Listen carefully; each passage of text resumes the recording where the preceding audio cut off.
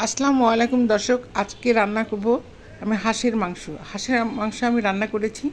অনেকেই হাঁসের মাংস দেখে ভয় পায় যে কিভাবে রান্না করব, কিন্তু হাঁসের মাংস রান্না করা অতি সহজ। আমার রান্নাটা দেখুন, দেখলে আপনারা বুঝতে পারবেন কিভাবে আমি রান্না করেছি। আপনারা একটু ভয় পাবেন না, খুবই সহজ রান্না করা।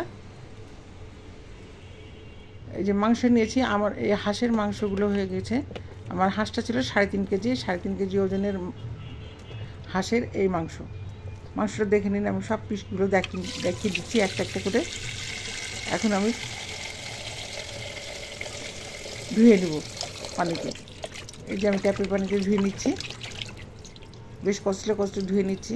2-3 বার ধুয়ে নেব, তারপরে একটি ঝাঁঝরিতে তুলে নিয়েছি। দেখুন পিসগুলো, দেখুন কত সুন্দর পরিষ্কার হয়েছে। একটা কড়াই নিয়েছি, বড় কড়াইয়ে সরিষার তেল দিয়েছি। সরিষার তেলেই হাঁসের মাংস রান্না করতে হয়, এবং সরিষার তেলে রান্না করলে রান্নাটা খুব সুস্বাদু হয়। আপনারা রান্না করলে সরিষার তেলেই রান্না করবেন। আমি সরিষার তেলে রান্না করছি, এবং পরিমাণ মতো সরিষার তেল দিয়েছি। শুকনা মরিচ দিয়েছি, আপনারা শুকনা মরিচ ব্যবহার করবেন। তেজপাতা দিলাম, পেঁয়াজ কুচি, তার সঙ্গে আরও কয়েকটা শুকনা মরিচ কেটে দিয়েছি। পেঁয়াজ কুচি আমার হাতে 2 মুঠ, প্রায় 1 কাপের মতো আমি পেঁয়াজ কুচি দিয়েছি। বেশি হবে তো কম হবে না। 1 কাপ উঁচু করে পেঁয়াজ কুচি দিয়েছি। এখন আমি নেড়ে দিচ্ছি। পরিমাণ মতো হলুদ গুঁড়ো দিলাম, মরিচের গুঁড়ো দিলাম, শুকনো মরিচের গুঁড়ো,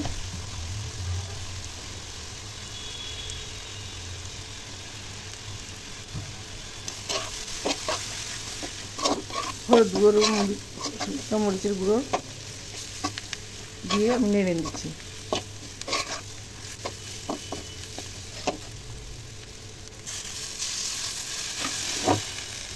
পানি দিয়ে দিলাম মশলাটা কষিয়ে নিচ্ছি। মশলা যত কষানো হবে মাংস রান্না তত ভালো হবে। মাংসগুলো কষানো মশলার উপর দিয়ে দিলাম। এখন আমি উপর নিচ করে নেড়ে নিচ্ছি, নিচ থেকে উপর থেকে নিচ করে নেড়ে নিচ্ছি।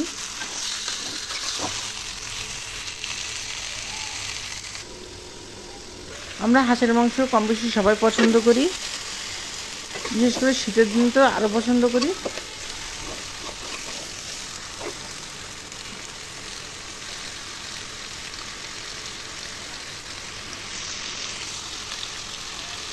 দেখুন মাংসটা কষিয়ে নিয়েছি, এবং খুব ভালো করে নেড়ে দিচ্ছি।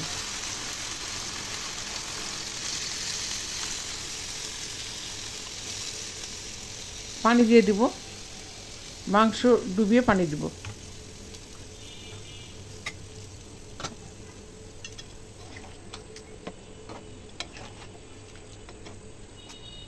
মাংস ডুবিয়ে পানি দিলাম এবং নেড়ে দিলাম। দেখুন আমি কতগুলো পানি দিয়েছি, একবার মাংস ডুবিয়ে পানি দিয়েছি। এইভাবে পানি দিবেন। গরম মশলার গুঁড়ো, ভাজা জিরার গুঁড়ো, লবণ দিয়ে দিলাম, মাংসের ভিতরে দিয়ে দিলাম। এই যে দেখাচ্ছি, সবগুলো একসঙ্গে দিয়ে দিলাম। ভাজা জিরার গুঁড়ো দিলাম, গরম মশলার গুঁড়ো, লবণ। পানি দেওয়ার পর লবণ দিলে মাংসটা স্বাদটা ভালো হয়, এবং কষানোর সময় মাংসের মধ্যে লবণ দিলে পানি বেরিয়ে যায় এবং স্বাদটা কমে যায়। এই যে দেখুন আমি কীভাবে রান্না করছি, কত ফুটে উঠেছে, বলক এসছে।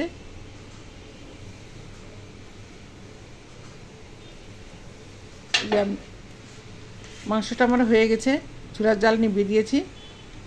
দেখুন কত সুন্দর রান্না হয়েছে। আপনারা ভালো থাকুন, সুস্থ থাকুন, এবং হাঁসের মাংস রান্না করে